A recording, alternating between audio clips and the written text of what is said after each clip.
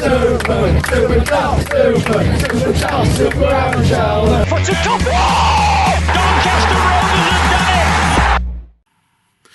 Just before we start this video, I want to dedicate this to former Rovers striker Neil Campbell, who has passed away at the age of 45.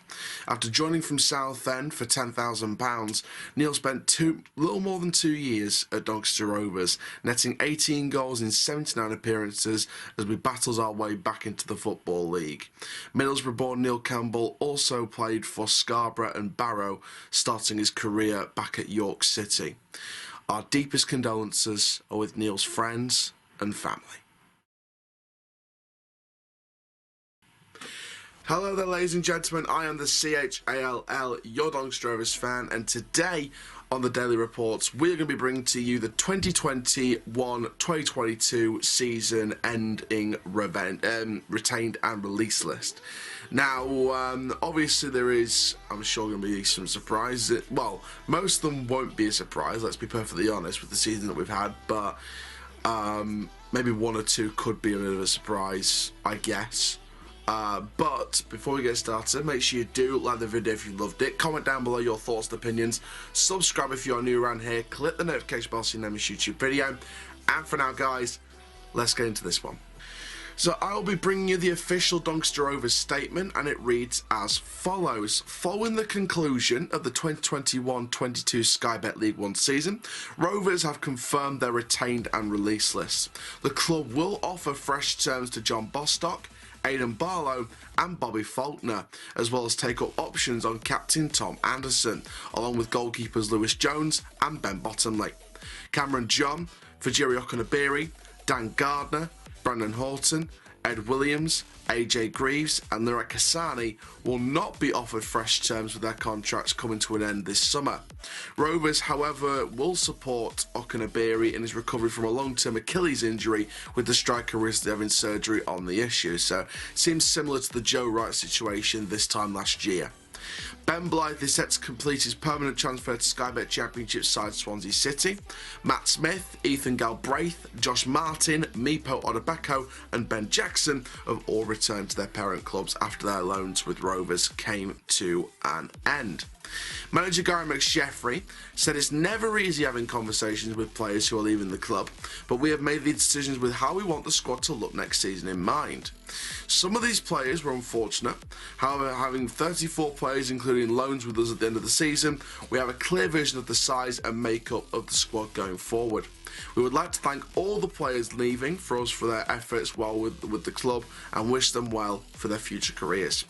The following players remain contracted to Rovers for the 2022-2023 campaign: Carl Noyle, Ollie Younger, Joseph Alowu, Roshan Williams, Adam Clayton, Ben Close, Tommy Rowe, John Taylor, Jonathan Mitchell, Geordie Hawula, Charlie Steeman, Joe Dadu, Kieran Agard, Liam Ravenhill and Rio Griffiths. Now let's share my thoughts on who's going and who is potentially staying. There we are, ladies and gentlemen, that is your released and retained list. So Bostock, Barlow and Faulkner have been offered new terms. There is, as we know, the set extension in Anderson's contract, which will be a 12-month extension, which is the clause in his contract. Now, reports are saying that we've pretty much activated a clause in the contract of Jones and Bottomley as well. That's what I've seen anyway. That there is a clause in the contract of Jones and Bottomley, which we have used, which, if you want me to take a personal guess, I would say it's 12 months. So we've got Jones and Bottomley for, I would say, at least another 12 months, as well as Anderson. Bostock, Barlow, Faulkner, they're going to get contracts. I would say Faulkner will get a long-term contract. Why do I think this? I believe Bobby Faulkner deserves a long-term contract. I think that him getting a long-term contract would be great for the long term, I think, for him in the future. You got to think, Anderson's going to get his 12-month extension. I personally don't... If Anderson's going to take this extension and stay for the next 12 months, I think he won't stay past those 12 months if we don't go up from League 2 next season. But I believe Bobby Faulkner is the long term of this back line. I think Bobby Faulkner is the long term of this defence. Doncaster through and through. you know, he cares too much about the club, and I think Faulkner is one of those players that we're just not going to get rid of. We're just not going to get rid of Bobby Faulkner either. You know, this guy breathes Doncaster, and he breathes Doncaster Rovers, in my opinion. So for me, I think Faulkner is the long-term. I think a long-term contract would suit that.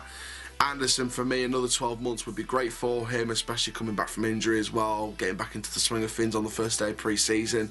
Can't wait for that. Also, you know, Bostock being offered fresh terms, that's obviously great news. Hopefully Bostock accepts. Same with Barlow. I know a lot of people are like, well, why are we giving Barlow a new contract, but we're releasing Cameron John and Fajiri Okunabiri? I would just set the record straight right now. Fajiri Okunabiri's not played a game this season. John's been out for 9 months. Barlow's been involved in, I'd say, nearly half the games, or come on, or started in at least half the games this season, or around about half the games this season. So, for me, Barlow deserves a second season. And the reason why I say Barlow deserves a second season is because look at the way we've been playing the past few games. Look at the way we've played the past few weeks. 4-3-3. That, for me, would give Barlow a bit better development as a player than just chopping and changing formations under different managers. Under Welland, under McSheffrey, they were chopping and changing formations like they were there tomorrow. First it was 3 at the back, then it was 5 at the back, then it was 4 at the back. 3-4-5, 5-4, 5-3-4, 5-3-4-5. It just chops and change.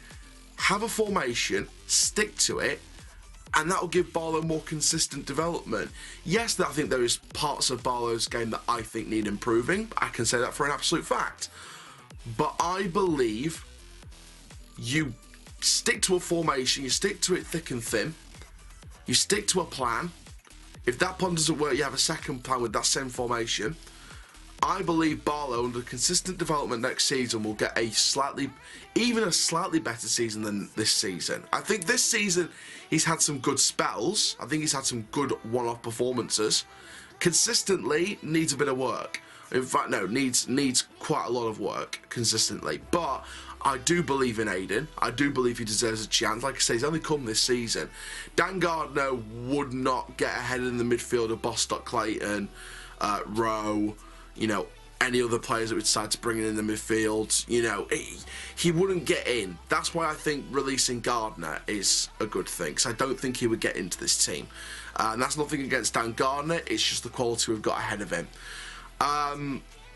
But on the wing, you've got John Taylor, you've got Jordi Hawula, who, in my opinion, I don't rate Jordi Hawula, but it's great that he's contracted for next season. Again, like Hayden Barlow, second season syndrome, prove himself in League 2, prove himself consistently.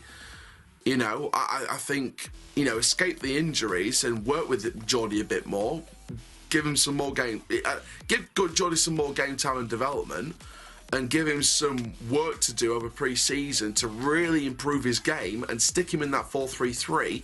Hopefully Jordi comes good in the second season. Like I said, players like Aiden, players like Jordi, people like Joe, you know, people know me this season. I've been critical of Joe, I've been critical of Jordi, I've been critical sometimes of Aiden. Give these guys a second season. In my heart of heart, take away what I've said constructively this season. Take away all the criticism I've constructively said this season. Give them all a second season and see what they do in League 2. Because if they come out like absolute superstars in this 4-3-3, which in my opinion should be the formation going forward next season, I don't know what you guys are thinking, but I think 4-3-3, maybe switch to a 4-2-3-1 if we're going defensive, but on the break it'll be 4-3-3, sort of pushing the midfield and the cam closer together and the wingers further forward.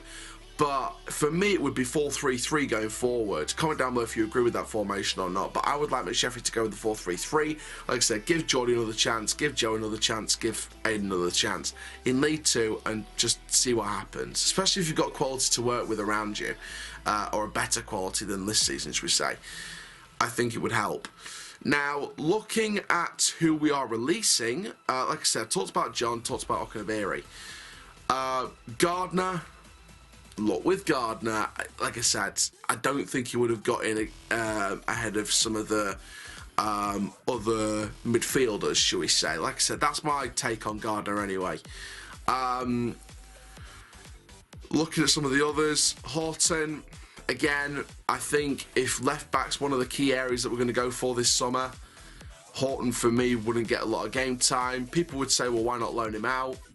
Would it be a waste of a year? You might as well just send him to a non-league club, let him develop there permanently and let him work his way back into the Football League as a player, because, you know, as a player you're going to have those setbacks. You're going to have to get knocked down a couple of levels to work yourself back up again. So I think Horton for me was the right decision. Despite everything, I think it was the right decision, but Brendan's Doncaster through and through, so I want to wish the best of luck to Brendan, and I really do hope that he does kick on starting next season in non-league and work his way back up. Same with Greaves and Hassani. I think Hassani had a little bit about him when Darren Moore was here. I think Greaves, I think when Darren Moore and things like that, I think there was a little bit about him. Especially under Darren Moore, I think I saw that, and I was speaking about it on the channel actually in Darren Moore's second year. I think that Greaves had a real physicality about him in the defensive midfield. You know, really did the defensive midfield duties and the centre midfield duties. When he was playing CDM, he would link up with the centre backs and the centre midfielders, dictate the play nicely, rough on the tackles. Under Wellings, really had to improve his discipline, but again, I think with the midfielders ahead of him, it would be really, really hard to get any game time. And again, there's no point loaning them out for game time because, you know, you want to bring up the wage bill. You want to free up the wage bill as much as you can. So, again, AJ, Donny through and through, thank you so, so much for all your services at Doncaster Rovers. He's been on the channel before. Remember that West Ham stream for the FA Cup, AJ? I'd love to get you back on the channel one time, mate. Honestly, all the best, mate. And then, obviously, Ed Williams, he's at Rochester, New York anyway. I believe he'll go there permanently, so best of luck to Ed Williams in America. Hope it works out. And obviously, Okunabiri. Now, Okunabiri, again, like I said with John, I think, again, he's just not played a game this season. We'll rehabilitate him. We'll continue to help rehabilitate him over the next few months. And we'll go from there. But for Fajiri, you know, he's been a good servant to the club, good couple of years here. Did well in front of goal. Not as well as we'd have liked to have seen, but he still did decent in front of goal. But, again, best of luck to Fajiri, and, you know, I wish you luck where you do. Again, Ben Blythe, again, someone who we know is going already or has gone already. So again, best of luck to Ben at Swansea. I've told him good luck face to face and he really appreciates it, so best of luck to Ben Blythe as well. To the loanees, first of all, the loanees that haven't been mentioned on this retained list, obviously we know them already, Thiago Chakir and Pontus Dahlberg. You know, people can criticise, but, you know, I've criticised people's performances this season, but, you know, when it comes down to it, I'll always be the man and just say best wishes to Thiago, to Pontus, to Josh, to Ethan, to Matt, to Meepo, and to Ben. Like I said, all the loanees are. I think things with the loanees this season. Has it been better than the loanees we had last season? I mean, let's look at last season's. We had what, Josh Sims, then we had Taylor Richards, Tyrese John Jules. You know, we had Cameron John on loan as well that turned to a permanent. We had John Jules, we had Richards, we had Sims, we had Robertson.